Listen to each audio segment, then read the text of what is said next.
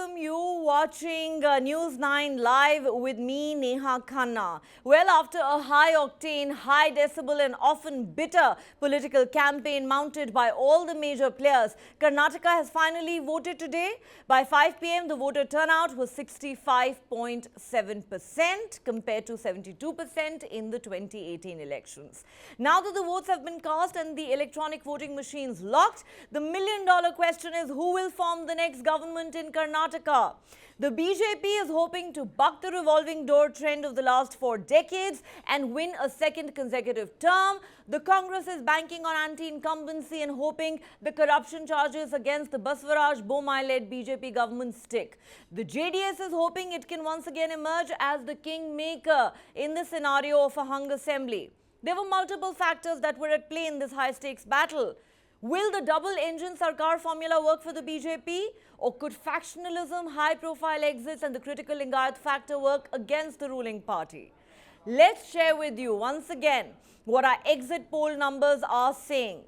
According to the TV9 Polls Track exit poll, here is how the numbers are likely to stack up in the 224-seat Karnataka Assembly, where 113 is the majority mark. Look at these numbers.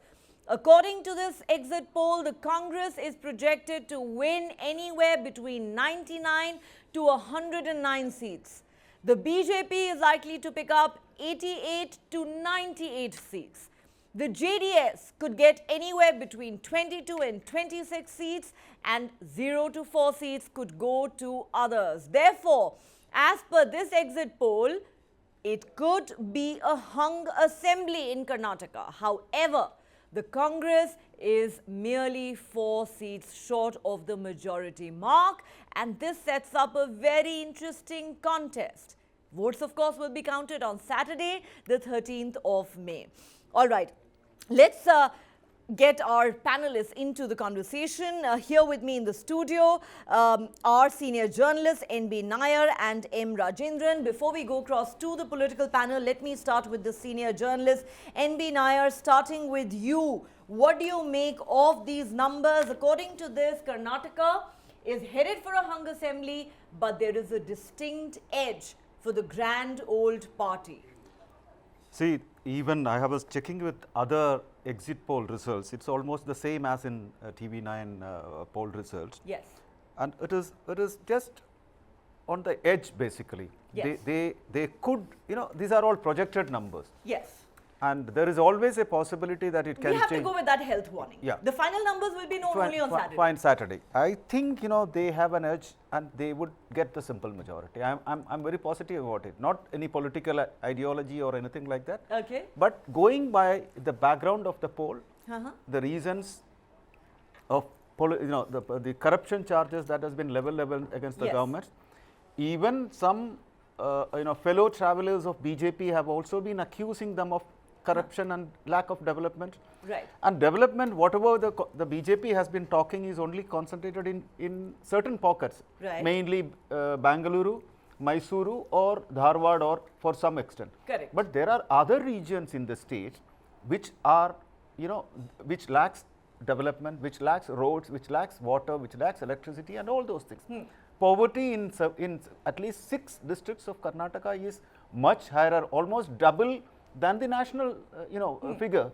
Okay. So we will get into a detailed analysis of all these factors one by one. We have an entire hour to discuss that. But I just first want to get quick reactions to these numbers. So you believe, despite these exit polls suggesting that Karnataka may be headed for a hung assembly, you believe the Congress will end up with a comfortable majority.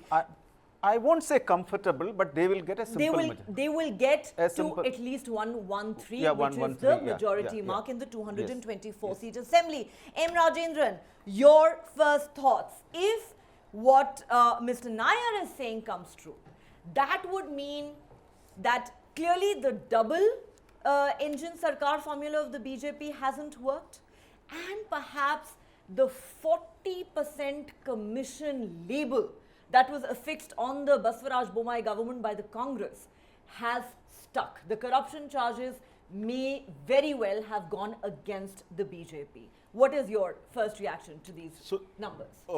Since morning we have been discussing this in terms of what will be the mandate in terms of whether there will be a clear mandate or a fractured mandate. Yes. The majority of them seem to agree on one point.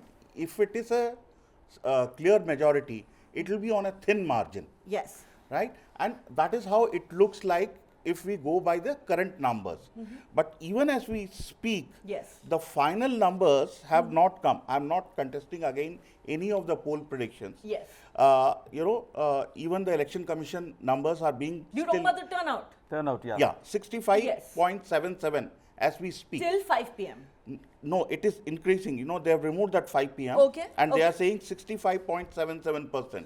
So if you look at last year, it was 72.57. Yes. So if the whole argument was, will we cross that 72.5% Okay. percentage of voting? Yes. Because that will clearly show where Because the the mandate higher the voting percentage, percentage, the more the anti-incumbency is likely to be Yeah. against the ruling Yeah. party. But do you really believe that these figures could touch 72%? Because that was a very high figure in 2018. Correct. But what I'm saying is we are talking of a thin margin majority or a thin margin mandate.